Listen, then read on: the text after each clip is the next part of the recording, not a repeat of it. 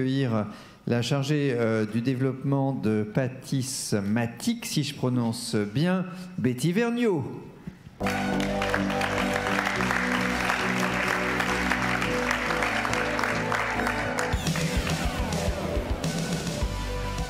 Bonjour à tous. Bonjour Betty. Alors on n'a pas répété Betty, on va essayer de garder le temps parce qu'on a un gong ici, ça peut faire très très mal dans les oreilles si jamais vous dépassez les quelques secondes. On a 3-4 minutes par interview et donc ils le font au jugé je crois. Je crois que c'est une montre, une pendule intérieure. Alors qu'est-ce qui vous nous avez dit quand même. Au fond, on casse les moules de notre métier et ça marche, on va y revenir. Mais avant, qu'est-ce qui fait votre particularité en quelques mots sur votre entreprise? C'est parti.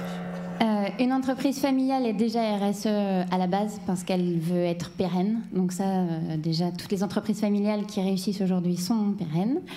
Et notre différence, c'est que voilà, on a réinventé notre métier. On est sur un métier de distribution automatique. Donc la distribution automatique de café et tout ce qui s'ensuit, tout le monde connaît. Sauf que la distribution automatique de produits frais, livrés tous les jours, avec une démarche RSE autour, la collecte des déchets qui sont émis par les distributeurs, etc. Enfin, je ne peux pas tout vous raconter. Ça n'existe pas. Et nous, on l'a réinventé. Ça fait déjà depuis plus de 6 ans qu'on est là-dessus. Et ça marche très, très bien. Alors, qu'est-ce que ça veut dire casser les moules de notre métier? De quel moule on parle au fond? Le moule. Premier moule, c'est la distribution automatique. Je remplis un distributeur et je vide des caisses. Nous, on a pété le moule, on s'est dit, OK, on va remplir un distributeur, mais pas qu'avec des produits confortables. Kinder Bueno, Coca-Cola, ça marche, c'est sûr, ça remplit les caisses, mais c'est pas durable. Donc nous, on s'est dit, OK, on va garder le Kinder Bueno et le Coca, mais on va rajouter des produits qui sont faits en local, avec des matières premières locales, et avec aussi toutes les contraintes que ça impose. Passer tous les jours dans nos distributeurs, suivre toutes nos matières premières, aller contrôler si notre farine elle est bien de Vendée ou des Pays de Loire, que le beurre il est à côté, que nos fournisseurs sont aussi responsables dans leurs entreprises. Voilà, ça c'est un premier moule. Premier moule. Deuxième moule. Deuxième moule, j'ai un trou. Ah bah oui, c'est les salariés, les salariés peu qualifiés. Voilà, des salariés. Voilà. Voilà. En ce moment, je reçois beaucoup de candidatures de salariés de mes concurrents parce que les entreprises de mes concurrents vont pas bien. Et puis en plus, c'est les grands, c'est les leaders, ils vont pas bien. Et ben moi, je reçois des candidatures avec des prétentions salariales. C'est honteux de payer les gens comme ça au bout de 25 ans de carrière. C'est honteux. C'est des gens qui sont performants et qui sont payés juste au-dessus du SMIC, avec 25 ans de carrière et un métier que je connais puisque je l'ai pratiqué moi-même avant de prendre la direction de l'entreprise.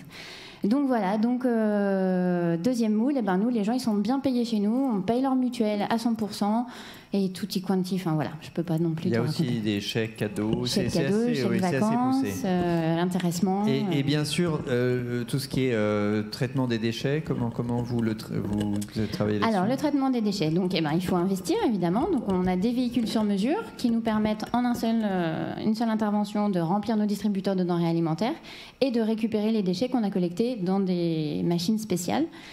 Et puis, ça ne s'arrête pas là. Donc, on stocke. Et puis après, on travaille avec un ESAT, donc des adultes en situation de handicap qui font le tri et qui chargent de la revalorisation des déchets derrière. Alors, dernière petite question, on regardera, vous pouvez bien sûr poser vos questions et on en prendra une ou deux du public à l'issue de chaque interview flash, il y en a 6 comme ça. Une petite entreprise, est-ce qu'elle peut vraiment ne pas perdre sa rentabilité, sa compétitivité en investissant autant dans la RSE? Non, au contraire. Je suis arrivée dans l'entreprise il y a 6 ans, on était à 800 000 euros de chiffre d'affaires. Aujourd'hui, on va finir notre exercice à 1 600 000 euros de chiffre d'affaires, donc on a fait x2, avec une marge qui est la même et un turnover qui est à 0 pour les salariés. Voilà, que rêver de mieux. Un dernier mot sur ce que vous percevez chez vos salariés? C'est de la fierté, de la reconnaissance. Quand on a 2 temps forts dans l'année, donc un temps fort avec nos salariés en juillet et en décembre. Et quand il y a un de mes salariés qui vient me voir à la fin de ma présentation du bilan et des projets à venir et qu'il a des étoiles dans les yeux et qui me dit je suis hyper fière d'être dans cette entreprise parce que je sais qu'aujourd'hui je suis là, mais demain je vais pouvoir évoluer vers d'autres métiers. Et puis je suis fière de travailler sous l'enseigne Pâtismatic et Kibé parce que voilà, ce que vous faites, c'est bien. Voilà.